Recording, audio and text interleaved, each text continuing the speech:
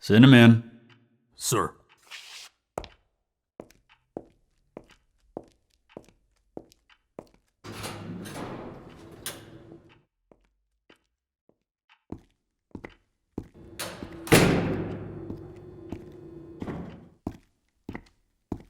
You wanted to see me, sir?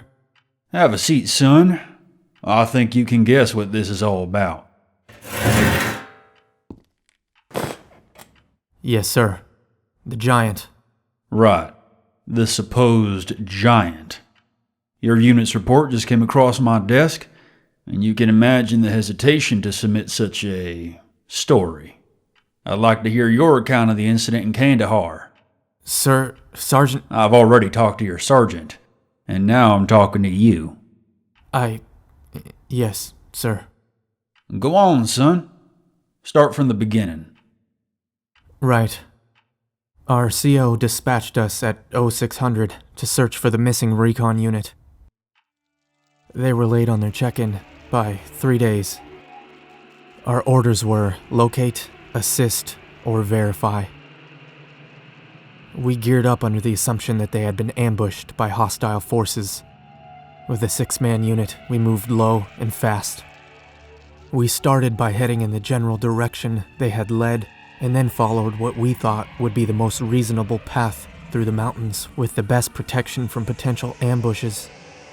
There were several small windstorms within the time they had been gone, so there were no prints to follow.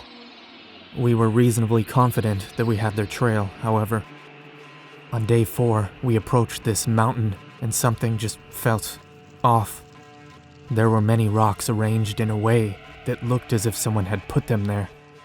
Some stacked in piles. The air was still.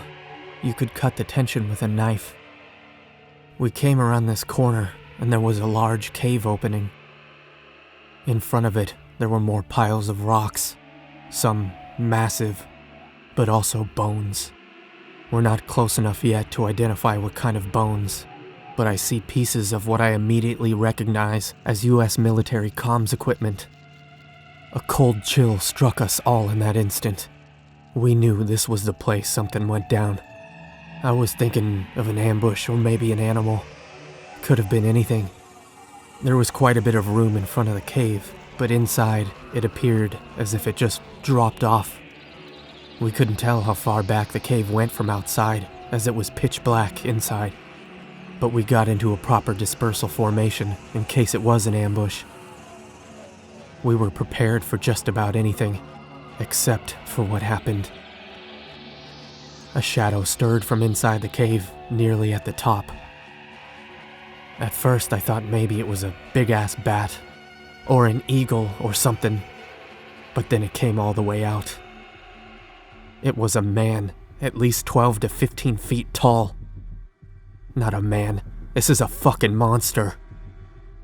Long red hair past its shoulders with an unkempt beard of the same color, practically glowing crimson in the sunlight.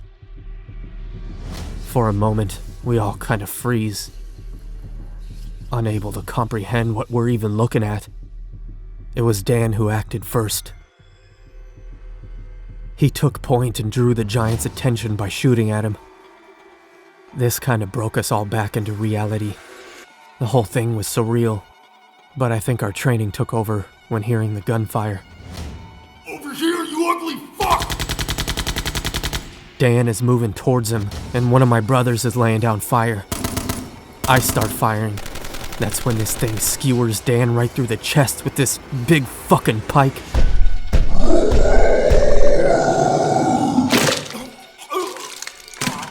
He drops his gun and is just stuck on it, hanging limply in the air like he weighs nothing.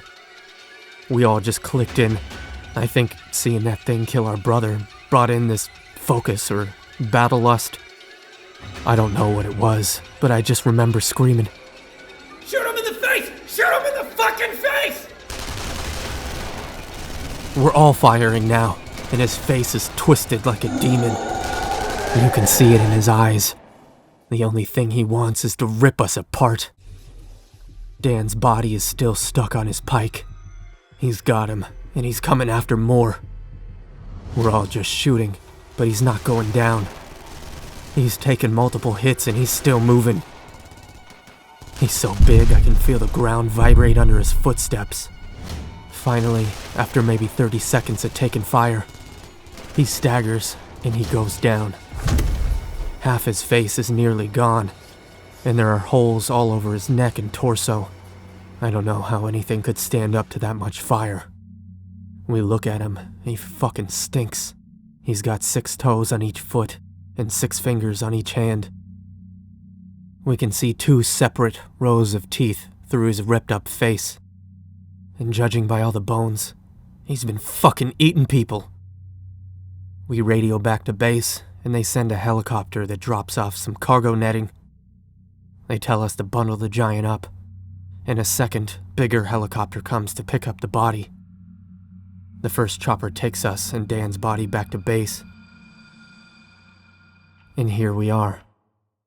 You boys did some fine work out there, but we're going to need to rewrite this report. You and the rest of your unit are going to be signing NDAs. Sir? Now look, son, this ain't the way I prefer to play it.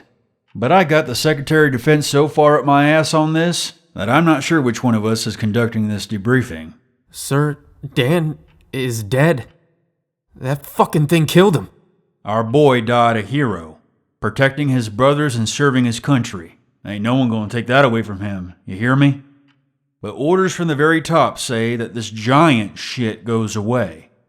Now you sign this form, and that story dies up there in those mountains. You hear me? Yes, sir.